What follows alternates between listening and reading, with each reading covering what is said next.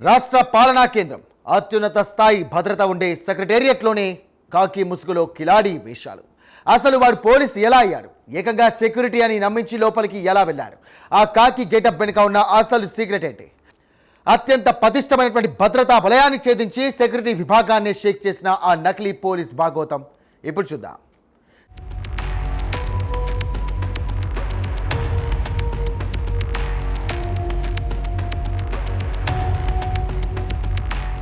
తెలంగాణ రాష్ట్రానికి అత్యున్నత పరిపాలన కేంద్రమైన సచివాలయం నిత్యం వందల సంఖ్యలో పోలీసులు, వేల సంఖ్యలో అధికారులుండే ఆ హై ప్రొఫైల్ జోన్లో ఓ వ్యక్తి అత్యంత ధైర్యంగా ప్రవేశించాడు. ఒంటి మీద నిగనిగలాడే ఖాకీ యూనిఫామ్, ఛాతీ మీద గర్వంగా చరణ్ యాదవ్ అనే నేమ్ ప్లేట్, నెత్తిన రౌద్రంగా బెరెట్ క్యాప్ చూసి అక్కడున్న వారు నిజమైన పోలీస్ అధికారి అనే భ్రమలో పడిపోయారు. కానీ ఆ ముసుగు వెనుకున్నది ఓ ఘరానా మోసగాడు. అంబర్పేట్ వాసవి నగర్కు చెందిన తటూరి రవి అలియాస్ నిఖిల్ యాదవ్ వృత్తిరీత్యా ఓ హోటల్లో కార్మికుడు. కానీ ఇతడికి ఖాకీ అధికారం మీద ఎక్కడలేని వ్యామోహం పుట్టింది.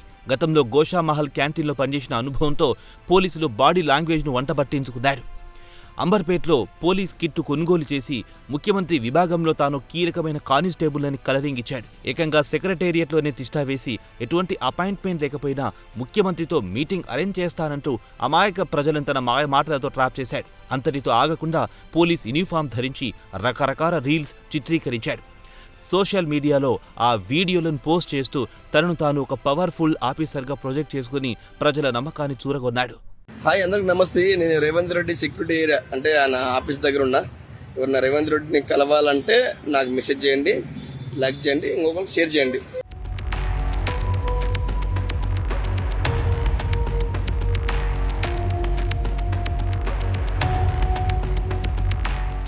నేరగాడు ఎంత చాకచక్యంగా ప్లాన్ చేసినా ఏదో ఒక చిన్న తప్పు చేయడం సహజం.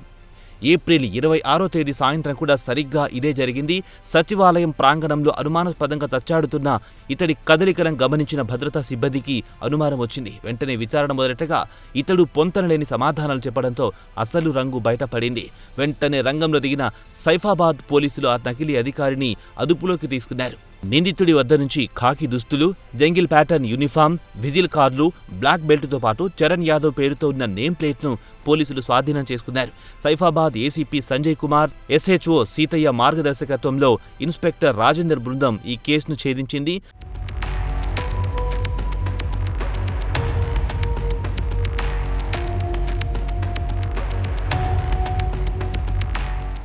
అధికారం మీదున్న పిచ్చితో చట్టాన్ని తన చేతుల్లోకి తీసుకోవడమే కాకుండా ఖాకీ గౌరవాన్ని మంట కలిపేలా ప్రవర్తించిన ఈ నిందితుడిపై వివిధ సెక్షన్ల కింద కేసులు నమోదు చేశారు.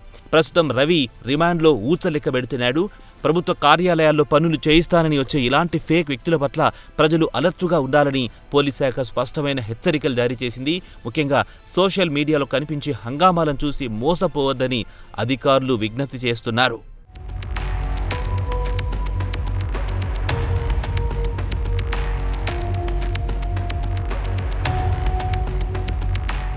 చూసారుగా, కాకి దుస్తులు కనిపిస్తేనే సెల్యూట్ కొట్టే సమాజంలో అదే దుస్తులను అడ్డం పెట్టుకొని కొందరు ఇలాంటి చీకటి దందాలకు పాల్పడుతున్నారు. ప్రభుత్వం నుండి అధికారికంగా వచ్చే సమాచారం తప్ప మధ్యవర్తుల మాటలు నమ్మితే ఇలాగే మోసపోవాల్సి వస్తుంది. ఇలాంటి అక్రమార్కుల పట్ల ప్రజలు అప్రమత్తంగా ఉండాలి.